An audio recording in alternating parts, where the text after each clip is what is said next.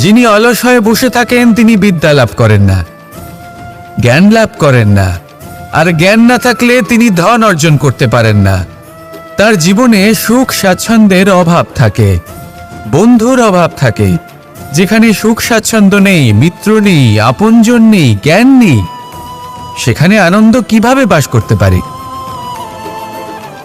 সেজন্য কথায় আছে, যিনি কর্ম করেন তিনি এই সংসারে যে কোনো সুখ স্বাচ্ছন্দ্য ভোগ করতে পারেন।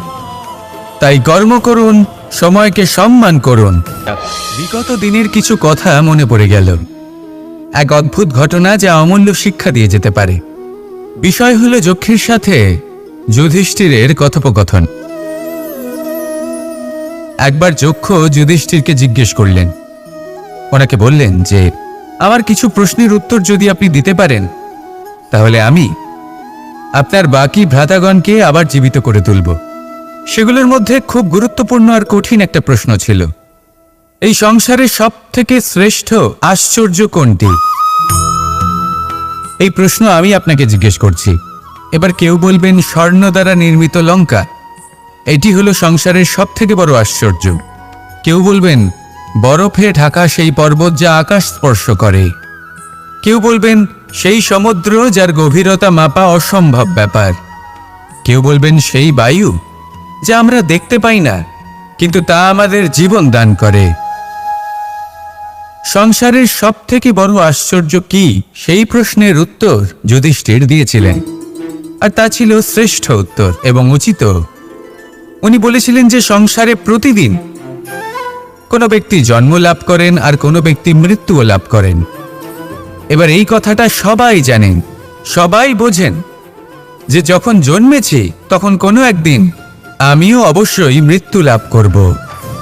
এবার যখন এই কথা প্রত্যেকটা মানুষ জানেন, তখন কেন প্রত্যেক মানুষ এই চিন্তায় থাকেন, এই নিয়ে কষ্ট পান, এই নিয়ে ব্যাকুল হয়ে থাকেন যে উনি একদিন মৃত্যু লাভ করবেন, তার থেকে দূরে পালাতে চেষ্টা করেন? বলেন যে আমি মৃত্যু লাভ করতে চাই না। কেন? যেখানে কোনো না কোনো দিন এটা অবশ্যই হবে। এ হলো ব্রহ্ম সত্য। এই যে ব্যাকুলতা, এই ভয়, এই যন্ত্রণা, এই চিন্তা তার মনকে বাঁচতেই দেয় না, এই জীবন অনুভবই করতে দেয় না। সেই জন্য এই চিন্তা, ব্যাকুলতা, ভয় এসবের কি লাভ? কোনো লাভ নেই। সেই জন্য যতক্ষণ জীবনযাপন করছেন প্রত্যেক মুহূর্ত যেন শ্রেষ্ঠ হয়, আনন্দময় হয়, প্রেমের দ্বারা পরিপূর্ণ হয়, সেই চেষ্টা করুন। চেষ্টা করুন যাতে আপনি যে কাজ করছেন তার দ্বারা যেন অন্যের মঙ্গল হয়। এই প্রচেষ্টাই আপনার জীবনকে প্রসন্নতা আর প্রেম দ্বারা ভরিয়ে তুলবে। এই মন সুপ্রসন্ন হয়ে বলবে রাধা রাধা। আজ আমরা দুই ধরনের ব্যক্তির বিষয়ে কথা বলবো। প্রথমজন হলেন যে প্রয়োজনের থেকে অনেক বেশি পরিমাণ ধন উপার্জন করে থাকেন। তার কাছে ততটা ধন থাকে যতটা তার প্রয়োজনও নেই, তারপরেও আরও ধন উপার্জন করতে চেষ্টা করতে থাকেন। সকল সম্ভব চেষ্টা করেন, সকল সম্ভব কর্ম করেন, তা সে উচিত কর্ম হোক বা অনুচিত, তাতে তাদের কিছুই যায় আসে না। তারা শুধুই এই সংসারের সকল সুখ ভোগ করতে চান, সকল স্বাচ্ছন্দ্য লাভ করতে চান। আজীবন তারা প্রচেষ্টাই করতে থাকেন। এবার এই করতে গিয়ে তারা ভারাক্রান্ত হয়ে সমস্যার সম্মুখীন হন। এনাদের সমগ্র জীবন এই চেষ্টাতেই চলে যায়, জীবন যাপন করার বদলে। অন্যদিকে আরেকজন ব্যক্তি যিনি জানেন তার প্রয়োজন কতটুকু আর শুধুমাত্র সেই পরিমাণ ধন অর্জন করেন, তার থেকে বেশি একটুও নয়। উনি যদি দুবেলা খেতে পান, মাথা গোজার ঠাঁই পেয়ে যান, সেটাই পর্যাপ্ত। তাতেই তিনি আনন্দে জীবন যাপন করেন, না কোনো বৃথা চিন্তা করেন, না কোনো বৃথা কষ্ট করেন।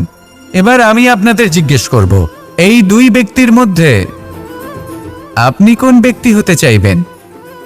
বেশিরভাগ মানুষ এটাই বলবেন যে আমরা সেই দ্বিতীয় মানুষ হতে চাই যারা সন্তুষ্ট। কিন্তু যদি মন দিয়ে দেখেন, আপনিও সেই কর্মই করছেন যা প্রথম ব্যক্তি করেন।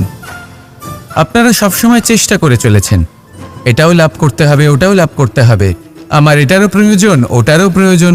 আপনি অনেক কিছু লাভ করেছেন, কিন্তু প্রশ্ন এটাই যে আপনার কি সেই সবকিছুর প্রয়োজন রয়েছে? এর উত্তর আপনার অন্তর্মনে রয়েছে। আপনার মন জানে যে আপনার প্রয়োজন কতটুকু। সেখানে গিয়ে দেখুন। সন্তুষ্টি মানুষকে আনন্দ দেয়। মানুষ যতটা সন্তুষ্ট হবে ততটাই সে আনন্দ লাভ করবে। এবার আপনাকে এই সিদ্ধান্ত নিতে হবে যে আপনি কখন আর কোথায় সন্তুষ্টি লাভ করবেন, কত কিছু লাভ করার পরে সন্তুষ্ট হবেন। এই উত্তর আপনি মন থেকে পাবেন। এই সমাজের চাহিদায় জড়িয়ে নিজেকে বিভ্রান্ত করবেন না। নিজের অন্তরের এই মিথ্যে অহংবোধকে প্রশ্রয় দিতে গিয়ে যদি আপনি এরকম প্রয়াস করতে থাকেন, তাহলে জীবনযাপন কখন করবেন? থেমে যান, শান্ত হয়ে যান, নিজের অন্তর্মনে নিমজ্জিত হয়ে দেখুন যে সন্তুষ্টি কোথায়। এই সন্তুষ্টি লাভ করুন। এই মন প্রসন্ন হয়ে বলবে, রাধা রাধা। আমরা সবাই জীবনে সুখ লাভ করতে চাই। শুধু জীবনে কেন, জীবনের পরেও আমরা সুখ লাভ করতে চাই। আমরা সকলে স্বর্গের কামনা করি। কিন্তু খুব সহজ একটা কথা, যদি আপনি স্বর্গ লাভ করতে চান তাহলে প্রথমে মৃত্যু লাভ করতে হবে। আপনি যদি প্রাণই না দেন তাহলে আপনি স্বর্গ লাভ কিভাবে করবেন, তাই না? শুধু এই ছোট্ট একটা বিষয় দ্বারা আমরা জীবনে অনেক কিছুই শিখতে পারি। যদি আপনার কোনো লক্ষ্য থাকে, কোনো মনোবাঞ্ছিত স্থান থাকে, কোনো বড় কাজ আপনি করতে চান, তাহলে সেই সবই হবে। কিন্তু শুধুমাত্র কামনা করলে হবে না, আপনাকে কর্ম করতে হবে। নিরন্তর প্রয়াস, পরিশ্রম, পথ খুঁজতে হবে, সামনে অগ্রসর হতে হবে। কখনো অসফল হলে তার কারণ খুঁজতে হবে, বিপদের সম্মুখীন হতে হবে, অন্তর থেকে নিজের শক্তি বাড়িয়ে তুলতে হবে। তবেই আপনি নিজের লক্ষ্য লাভ করতে পারবেন, মনোবাঞ্ছিত স্থান পাবেন।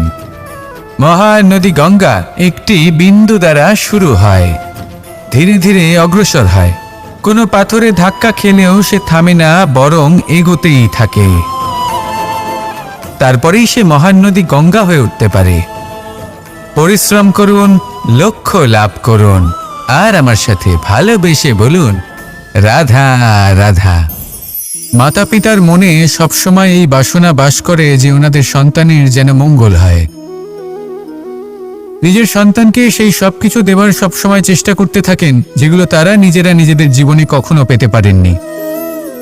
এবং এই প্রক্রিয়ায় সবথেকে গুরুত্বপূর্ণ বিষয়টি ভুলে যান, নিজের সন্তানকে সেই জিনিস দেওয়া যেটা উনি সবথেকে আগে পেয়েছেন। আমি ধনের কথা বলছি না, আমি বলতে চাইছি নিজের অভিজ্ঞতা দ্বারা ওনারা যে মানসিক স্থিতি লাভ করেছেন, ওনারা যে মর্যাদা লাভ করেছেন, যে শিক্ষা ওনারা লাভ করেছেন, সবার আগে নিজের সন্তানকে সেটা দেওয়া প্রয়োজন। সেটা যদি নিজের সন্তানকে দিতে পারেন, তাহলে এই সন্তান জীবনে তার পথে এগোতেও পারবে, ধন অর্জন করতে পারবে এবং শক্তিশালী অনুভবও করতে পারবে। সেই জন্য সন্তানকে সবার আগে সেটা দান করুন যেটা সব থেকে বেশি মূল্যবান। সেটা দিন যেটা আপনি সবার আগে লাভ করেছেন। আসুন আমার সাথে ভালোবেসে বলুন, রাধা রাধা। সাফল্য এবং অসফলতা, মানুষের জীবন এই দুই চাকার উপরই দাঁড়িয়ে থাকে, এর আশেপাশেই ঘুরতে থাকে। তাই সাফল্য এবং অসফলতা অত্যন্ত লাভদায়কও হতে পারে, আবার অত্যন্ত ক্ষতিকারকও হতে পারে। নির্ভর করছে মানুষের উপর। যদি কথা বলা হয় সাফল্যের, তাহলে যখনই সাফল্য আসে তখন সেই সাফল্য তার মাথায় চড়ে বসে। তিনি নিজের পথ থেকে সরে যান, লক্ষ্যভ্রষ্ট হয়ে যান, অনুচিত কাজের দিকে অগ্রসর হয়ে পড়েন, বিনাশের দিকে অগ্রসর হয়ে পড়েন। কিন্তু সেই সাফল্য যদি মাথায় চড়তে না দিয়ে মনের মাঝে বাস করে, তাহলে সে নিজের সাফল্য অনুভব করতে পারবে, নিজের কর্তব্য অনুভব করতে পারবে, ভাববে যে কিভাবে এই সাফল্য দ্বারা সমাজের কিছু মঙ্গল করা যেতে পারে, আর সেই সাফল্যই তার জন্য বরদান হয়ে যাবে। এবার যদি কথা বলি অসফলতার, তাহলে যখনই অসফলতা আসে তখন মানুষ তাতে মন খারাপ করে বসেন, দুঃখী হয়ে পড়েন, হেরে গেছেন বোধ করেন, জীবনের সামনে অগ্রসর হওয়ার সাহস করতেই পারেন না। তার কি করা উচিত? তার মন থেকে না ভেবে মস্তিষ্কের দৃষ্টিভঙ্গি দিয়ে ভেবে দেখা উচিত যে আমি এমন কি করলাম যাতে আমি অসফল হলাম। নিজেকে শুধরে নেওয়া উচিত। তখন এই অসফলতা মানুষের কাছে আশীর্বাদ প্রমাণিত হবে, আর পরের বার তিনি অবশ্যই সফলতা লাভ করবেন। তাই মনে রাখবেন, সাফল্য এবং অসফলতা আপনার জন্য লাভদায়কও হতে পারে, ঘাতকও প্রমাণিত হতে পারে, বিধ্বংসীকারীও হতে পারে। তা নির্ভর করছে আপনার উপর যে আপনি মস্তিষ্ক দিয়ে দেখতে চান নাকি হৃদয় দিয়ে দেখতে চান। শেষ পর্যন্ত সিদ্ধান্ত আপনারই। আসুন আর আমার সাথে ভালোবেসে বলুন, রাধা রাধা। আলস্য আপনার আরো একটা অত্যন্ত বড় শত্রু, যা আপনার মনের মধ্যে বসবাস করে আর ধীরে ধীরে আপনার কার্য শরীরের একটা অংশ হয়ে ওঠে। সব কাজে দেরি করিয়ে দেয়, সবকিছু নষ্ট করে দিতে পারে এই আলস্য। এই কাজ আজকে হলো না, কোনো ব্যাপার নয়, কালকে করে নেব। প্রকৃতি আমাদের এটা শেখায় না। ভেবে দেখুন, যদি সূর্য এটা ভাবে যে কাল উদিত হব না, কিছুদিন পরে উদয় হব, তাহলে কি হবে? সমগ্র পৃথিবীর বিনাশ হয়ে যাবে, ঠিক কিনা? দেখুন, এই আলস্য নিয়ে খুব সুন্দর একটা কথা আছে, আলস্যস্য কুত বিদ্যা। অর্থাৎ যিনি অলস হয়ে বসে থাকেন তিনি বিদ্যা লাভ করেন না, জ্ঞান লাভ করেন না, আর জ্ঞান না থাকলে তিনি ধন অর্জন করতে পারেন না। তার জীবনে সুখ স্বাচ্ছন্দ্যের অভাব থাকে, বন্ধুর অভাব থাকে। যেখানে সুখ স্বাচ্ছন্দ্য নেই, মিত্র নেই, আপনজন নেই, জ্ঞান নেই, সেখানে আনন্দ কিভাবে বাস করতে পারে? সেই জন্য কথায় আছে, যিনি কর্ম করেন তিনি এই সংসারে যে কোনো সুখ স্বাচ্ছন্দ্য ভোগ করতে পারেন। তাই কর্ম করুন, সময়কে সম্মান করুন, আর এই আলস্যের উপর বিজয় লাভ করুন। আর আমার সাথে ভালোবেসে বলুন, রাধা রাধা। সিংহকে বনের রাজা বলা হয়। অত্যন্ত শক্তিশালী হয় সে, তার পরিবারও খুব বড় হয়। কিন্তু যদি এমন হয় যে সিংহের পরিবারে নিজেদের মধ্যেই কলহ সৃষ্টি হয়, যদি তারা নিজেরাই লড়তে থাকে, তাহলে কি হবে? সিংহকে মেরে তার পরিবারকে মেরে ফেলে শেয়াল বনের রাজা হয়ে উঠবে। এবার এই কথা শুধুই সিংহের উপর প্রযোজ্য নয়, বরং প্রত্যেকটি ব্যক্তি, প্রত্যেক পরিবার, প্রত্যেক সম্প্রদায়, প্রত্যেক রাজ্যের উপর প্রযোজ্য হতে পারে। পরিবারে যদি মতভেদ বেড়ে যায়, তাহলে সেই পরিবার ভেঙে যেতে পারে। ইতিহাস এই বিষয়ের সাক্ষী। যদি সমাজের মানুষ নিজেদের মধ্যেই লড়তে থাকেন, তাহলে কেউ রাজা হতে পারেন না, বরং অন্য কেউ সেই কলহের সুযোগ নিয়ে নিজে রাজা হয়ে বসেন। একতার গুরুত্ব বুঝতে শিখুন। ঘুরে ফিরে বিষয়টা এসে দাঁড়াচ্ছে সেই ভালোবাসায়, কারণ ভালোবাসাই হলো সেই যা সকলকে একসাথে বেঁধে তাদের আনন্দে রাখতে পারে। প্রেমের থেকে বেশি শক্তিশালী আর কিছুই নেই। তাই এই প্রেমকে নিজের মনে জাগ্রত করুন, নিজের পরিবারে বর্ষণ করুন, সমাজে বর্ষণ করুন, রাজ্যে বর্ষণ করুন, আর এই ভালোবাসার সাথেই বলুন, রাধা রাধা। আপনি কখনো মাখনের হাঁড়ি ভেঙেছেন? কত আনন্দ পাওয়া যায়। এই মাখনের হাঁড়ি ভাঙলে পুরো মাখন আমাদের গায়ে এসে পড়ে আর মন উচ্ছ্বসিত হয়ে ওঠে। কিন্তু তার জন্য বালগোপালদের কত চেষ্টা করতে হয় সেটা কখনো ভেবে দেখেছেন? প্রথমে বড়ই পরিশ্রম করে একের উপর এক সাবধানে ওপরে চড়তে হয়, তারপরে ভারসাম্য বজায় রাখতে হয়, পড়ে গেলে হবে না।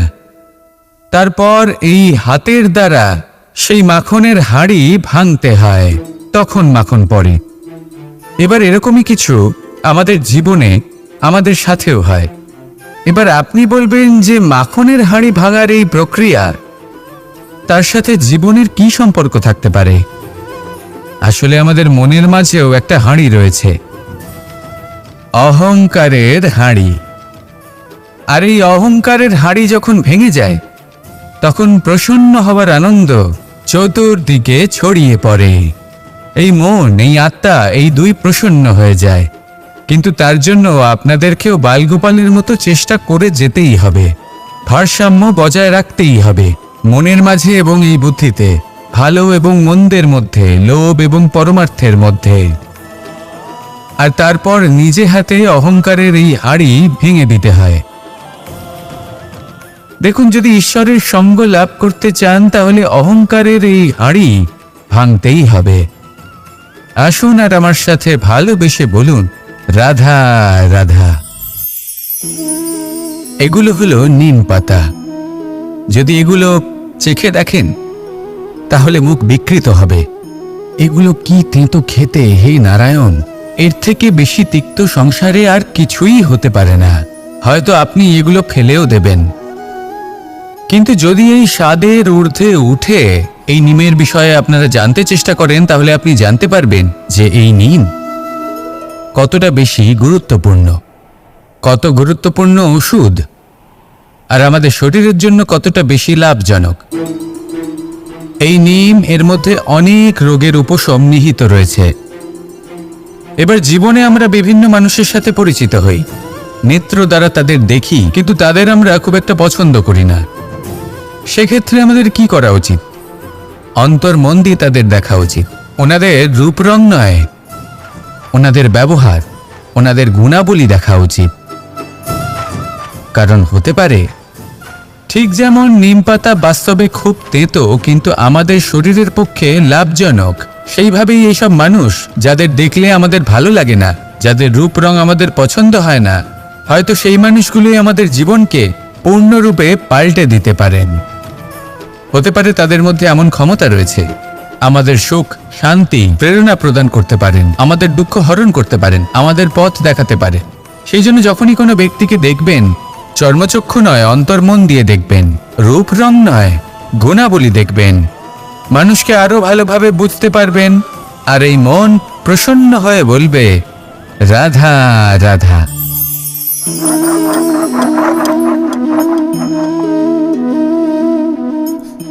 কোনো ব্যক্তিকে নিশ্চয়ই দেখেছেন যিনি নিজে কাঠ কাটার এই কাজে নিপুণ এবং অভিজ্ঞ।